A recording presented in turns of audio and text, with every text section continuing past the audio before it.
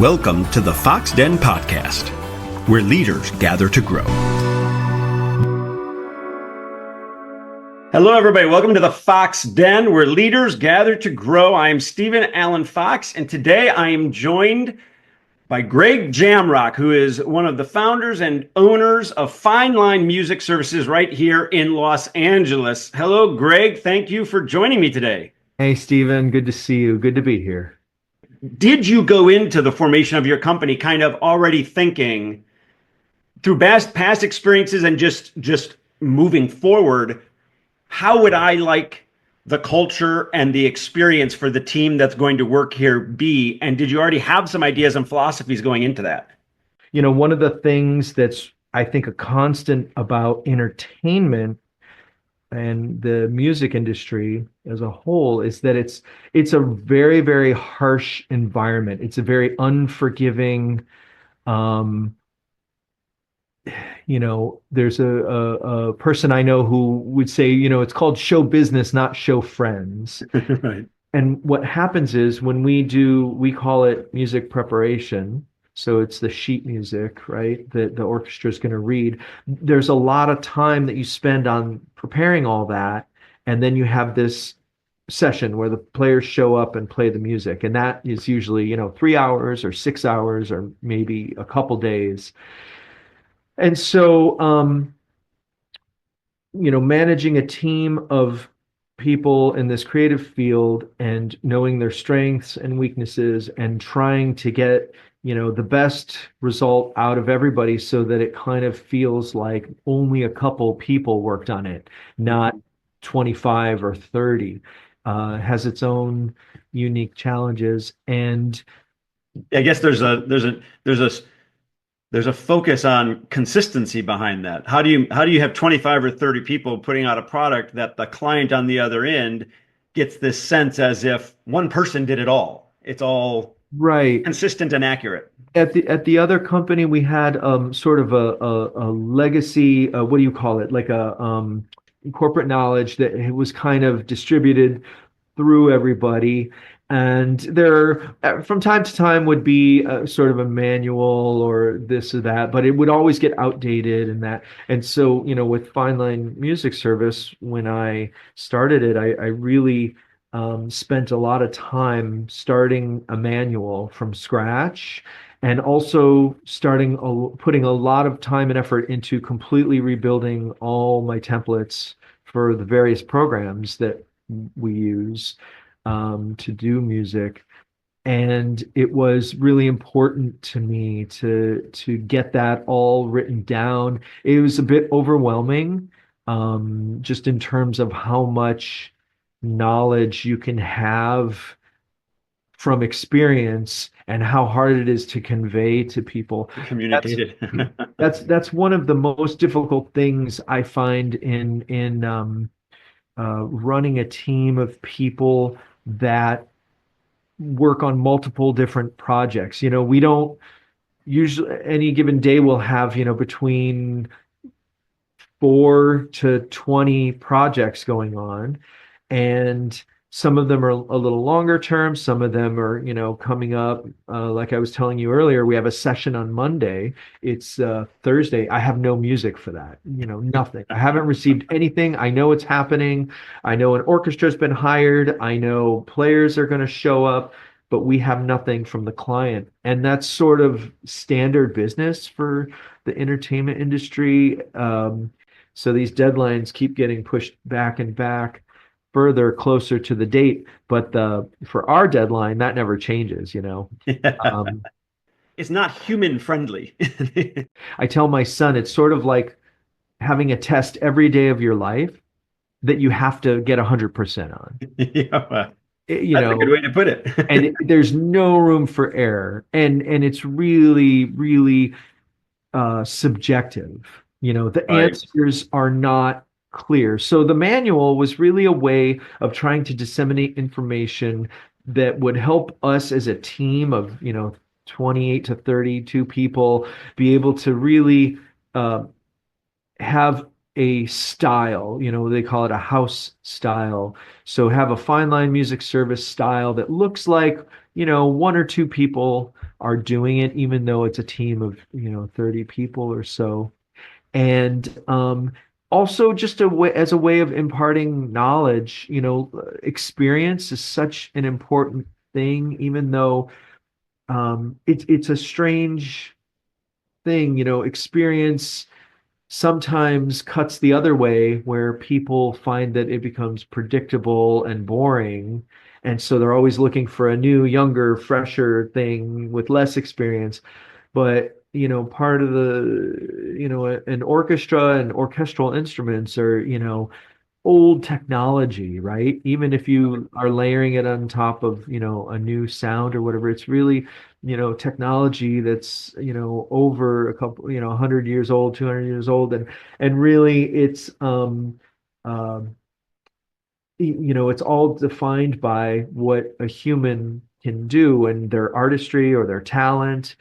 And, getting the knowledge of having done this since, the early 2000s and trying to impart some of that to people with less experience so that they can learn and, do the things required to make the music playable, to make them, I tell the team a lot that really, really bad music preparation sounds a lot like really, really good music preparation. But what happens is you put the onus on the players, Yeah. and they have to work a lot harder to read the note. But if you make it easier for them to read, it makes it more enjoyable for everyone, and it makes the composer and the conductor and the team in the booth a lot happier because everything's working. It's like a fine-tuned machine rather than an old car that you have to figure out why is the mixture of gasoline to oxygen wrong. It's not quite running right. Oh, it stopped at the light again. You get there, but it Right, takes more right. time A lot and more it's stress. really a frustrating experience, right? Well, That's what we strive for. well, and I love how you're talking about for the musicians that the preparation's being done for to create this music, you're trying to do everything you can to make it as easy on them as possible so that it's a better product and experience for everybody. And I know that from my experience working with you there at Fine Line and talking to you about it when you were starting the company, that one thing you also do that with the team there, though. You're trying to find ways to make it as easy on them as possible to be successful. I think the manual is an example of that. But I also know when I came there, one of the first things you ever said to me was, I believe that although you're working, if at 10 a.m. on a day where you're working for us, oh, I have to go walk the dog and run to the grocery store. You said, go walk the dog and run to the grocery store and then come back and keep working. As long as the job is getting done and it's at the right quality, you have a life and Fine Line is a part of it, but Fine Line Right. is not your life. And speak to that. Well, yeah, well, I think this is an issue that's really not only on a lot of people's minds right now, but something that's sort of being like in the collective consciousness worked out. For example, you look at the show Severance and how popular it is, and it's this show about somebody who chooses to separate completely from their work life so they have no memory of it. And that the popularity of that show really confirms for me just how much we are thinking about what are we doing in our lives versus our work lives, and where's the separation. And I think for people in music and entertainment, the line is blurred because it's a lot of what you love to do is to practice and play, and you're also doing that at work. And so it's, connected. But I mean, I've talked to so many people who are in different industries where it's the same thing. The lines are blurred now where they're answering emails. I mean, I know someone who works in the UCLA admissions department, and, they work crazy hours, way longer hours Right. than I do, and like until 1 in the morning. And it's just, so it's not just entertainment, but we're trying to find where that work life balance is and what's good. And so I have two partners. So there's three equal partners for Fine Line Music Service: Joe Zimmerman, Abe Lebos, and me, Greg Jamrock. And we are all married and have kids, and we want to stay married and be part of our kids' lives. It's really, really important to us. We also want, one of the things the pandemic showed us was that as humans, we are social. And part of what we do in, music preparation is you're just in front of a computer in a room alone a lot. And I can't tell you the number of times we'd go to a party thrown by a composer's team where none of us have seen each other in a long time, but we've emailed daily, sometimes hourly when you're on a project. You know somebody very well. You'll talk to them on the phone or a Zoom now, but you just never see them in person. And so with those couple things, we really wanted to make a company that could give people some space to be human, and we could be social. We don't all have to be best friends, but we can get along and exist in a space without having to worry about, getting stabbed in the back. We don't, we can go to our kid's birthday party. We can, have a day off for Mother's Day or have a day off for Father's Day. We work hard. I'm not going to dispute that at all. And one of the things I find it's much harder to lead a team of people when you're trying to do it in a humane way. It's a lot easier to sort of rule with an iron fist, it makes a lot of problems go away, but it's not sustainable. And what happens is it makes people miserable and you have higher rates of burnout.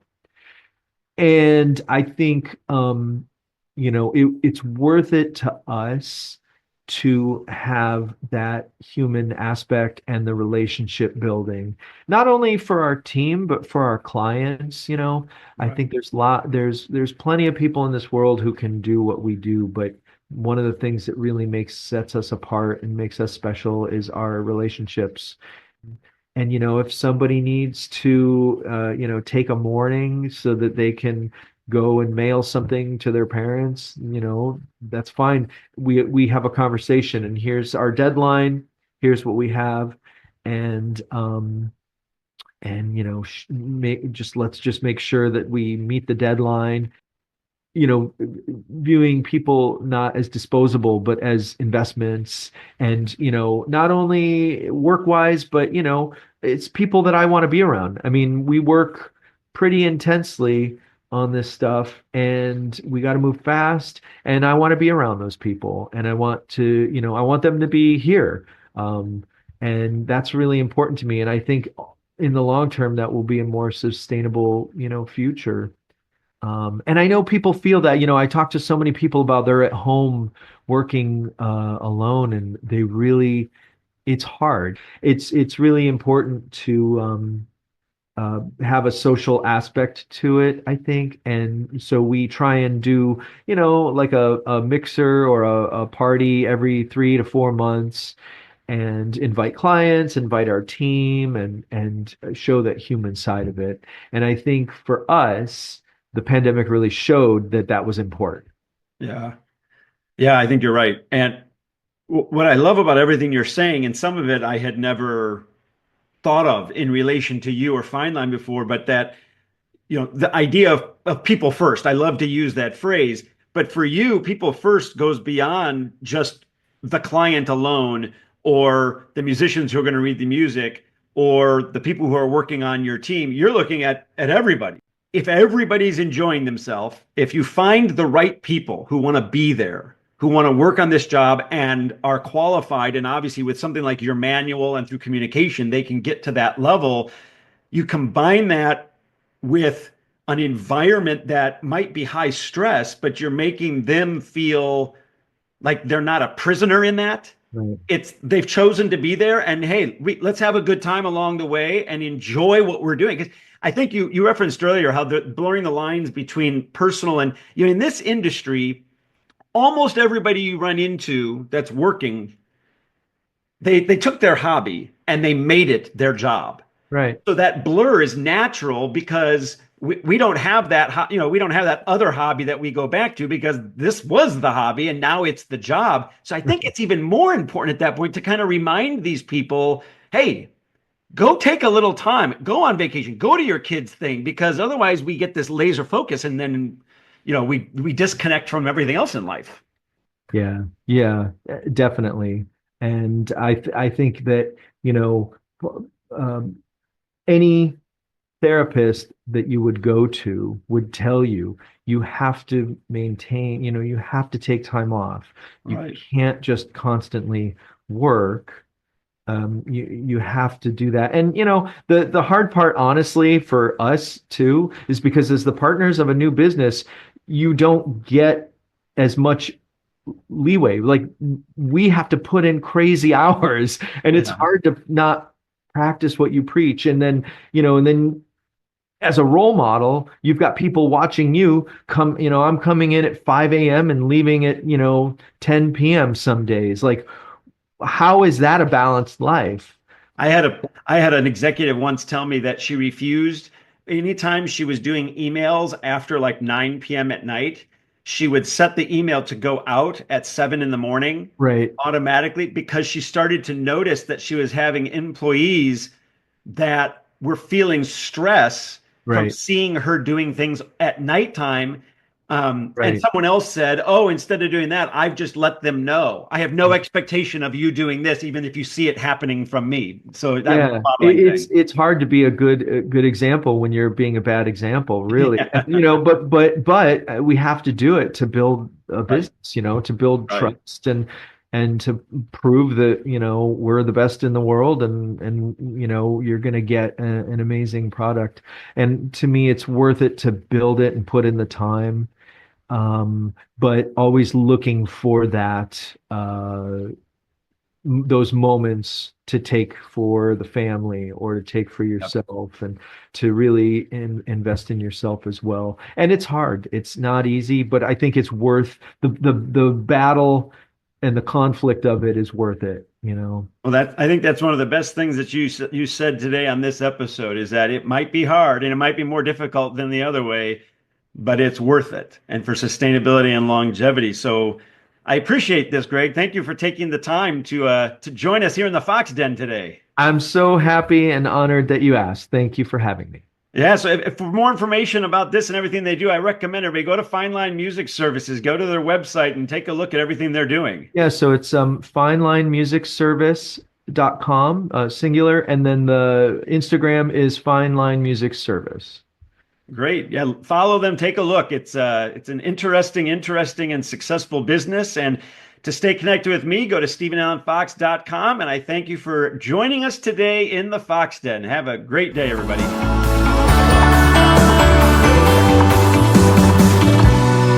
Visit us at foxpoint.net and StephenAllenFox.com.